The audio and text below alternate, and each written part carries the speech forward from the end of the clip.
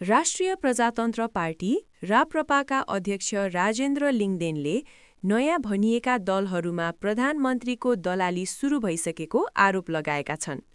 राप्रपा नेपालसँगको एकता घोषणा सभालाई सम्बोधन गर्ने क्रममा उनले यस्तो आरोप लगाएका हुन्। रासोपासँग काठमाडौँका मेयर बालेन शाह र ऊर्जा मन्त्री कुलमान घिसिङको पार्टी समेतको एकतातर्फ इङ्कित गर्दै उनले यस्तो आरोप लगाएका हुन्। अघिल्लो दिनसम्म एक अर्कामाथि गाली गरिरहेका पार्टी के कारणले जोडिएको भन्ने नै थाहा नभएको उनको भनाइ थियो।